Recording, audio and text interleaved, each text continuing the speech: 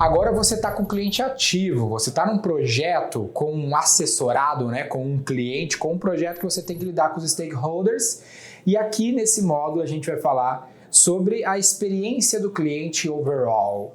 Tanto para você que atende clientes como um assessor cientista do marketing, mas também para você que está usando esse processo todo para melhorar a sua empresa. E ela tem clientes que precisam ter mais LTV. Para ter mais LTV, eles precisam de uma boa experiência de atendimento para estender LTV. Tem uma frase que a gente tem aqui na V4 que vale a pena destacar para vocês, que é a seguinte, vocês devem ter visto ela em algum lugar já, que é: atendimento é lifetime. Ou seja, é o processo de atendimento, é a atenção máxima que a gente consegue dar ao cliente que vai estender esse tempo de vida, né? Esse lifetime. Quanto mais tempo ele vai passar com a gente, mais valor ele vai deixar na mesa. Então esse é um aspecto extremamente importante. Cara, o cliente cai demais por causa de atendimento. Se você não tiver um bom atendimento, criar um belo vínculo, um belo relacionamento com ele, se você não tiver a roupa certa, a aparência certa, se expressar da maneira certa, tudo isso vai criar fricção, vai criar ruído, vai fazer o cliente cair. Dentro dessa nossa área aqui de atendimento, tem duas coisas importantes de saber, né? Que é o nosso CX e o nosso CS. Começar pelo CS, que é o mais popular, né? O que é o objetivo aqui no Customer Success? Por exemplo, aqui na V4 a gente tem um time de Customer Success. Sucesso do cliente. O que é sucesso do cliente? Aqui é bem objetivo, é métricas. No nosso caso, de um cliente da V4, né? O que é a principal métrica de sucesso desse cliente? Quase que a nossa North Star Metric, que é um lance importante também, né? A North Star Metric de um cliente da V4 é, por exemplo, ROI. Aquele ROI que eu já expliquei para vocês como calcular. Qual que é a North Star Metric do Netflix ou do Facebook ou do YouTube? Watch Time, que é tempo de tela. Olha que louco, a North Star Metric, a métrica estrela guia do sucesso do cliente, não é o anunciante, no caso do YouTube ou do Facebook. É o tempo de tela, é quanto tempo os usuários passam, porque se os usuários passam mais tempo na tela, mais watch time, mais vai ter anunciante querendo anunciar. No caso da V4, a gente tem até uma discussão grande, mas a gente sempre pensa que o ROI se aproxima mais da nossa métrica de sucesso do cliente. Se ele tiver ROI, ele vai ter sucesso com a gente. Tendo sucesso com a gente, ele vai permanecer mais tempo. Mas não só isso. Por exemplo, se esse cliente, dá para até dizer que é quase outra North Star Metric, não tiver um bom NPS, que é o Net Promote Score, ele não tende a ficar mesmo com o ROI. Olha só, se tudo isso que eu vou te falar sobre atendimento não for implementado, mesmo com ROI, esse cliente não fica com você. O que é o NPS? NPS eu pergunto para o cliente uma única pergunta. De 0 a 10, o quanto você indicaria o meu serviço produto para um amigo ou familiar?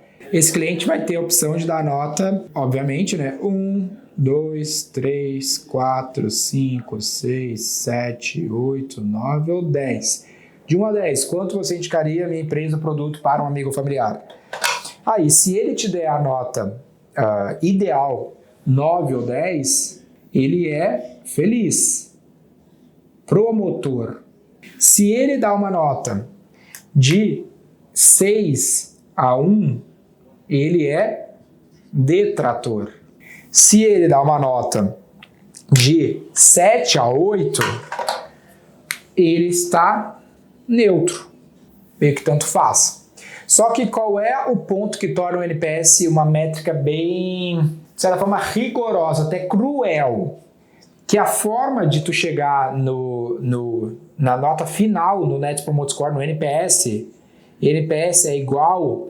Primeiro aspecto, tu ignora os neutros, 7 e 8 não interessa. Tu vai pegar a nota total de promotores menos os meus detratores. Ou seja, se todo mundo dá 7 ou 8, tu vai ter um NPS igual a 0. Por quê? Porque o NPS, o range do NPS é menos 100 até 100. Se todo mundo dá 7 ou 8, tu tem um NPS de 0. Então o NPS, por exemplo, 10 não é ruim. Um NPS de menos 10 também não é tão ruim, porque ele pode ir até menos 100. Por exemplo, o NPS da Salesforce, que é uma das várias empresas de CRM do mundo, é na casa de menos 10. Então, ele é meio cruel. Mas se tu tem um altíssimo NPS, é o caso do Nubank, da Apple e tudo mais, é um puta indício de que esse cliente é promotor, que ele vai indicar, que de fato vai levar essa empresa adiante para outros clientes. Só que ele é muito cruel. Então tem outras métricas que vale a pena acompanhar de Customer Success. Uma delas é o CSAT, que é basicamente um Customer Satisfaction, uma pesquisa de satisfação, que é, por exemplo, a pesquisa de estrelinha do Uber. Vou mandar uma pesquisa de estrelinha para cada interação do meu usuário com a plataforma. Esse é um CSAT, que normalmente ele é de 1 a 5, de 1 a 10 e não tem essa fórmula do NPS. Então a nota aparentemente é bem diferente do caso do NPS. O NPS seria de fato a super métrica de satisfação do cliente.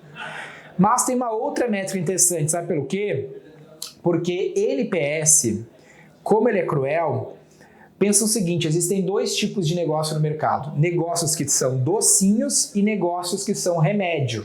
O que eu quero dizer com isso? Pensa comigo, se você pegar o NPS médio por indústria no mundo, você vai descobrir o seguinte, a indústria que tem o melhor NPS médio no mundo é educação.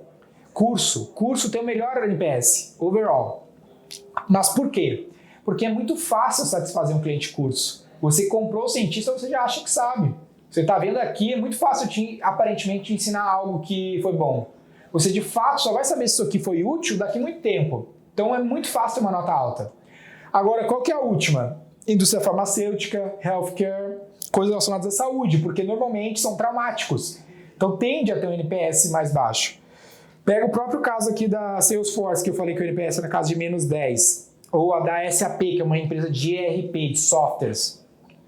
Eles têm um NPS muito baixo, mas eles são grandes empresas. Por quê? Eu tenho um cliente, por exemplo, que implementou a SAP, os maiores softwares do mundo de ERP, de software de gestão de empresas. E ele gastou 70 milhões de reais, demorou 2 anos para implementar.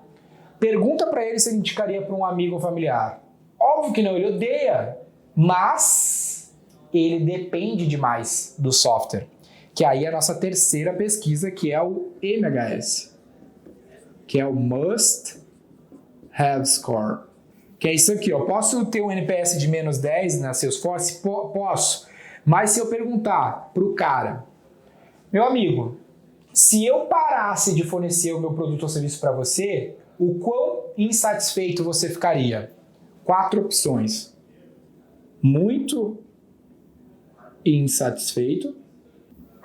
B, pouco.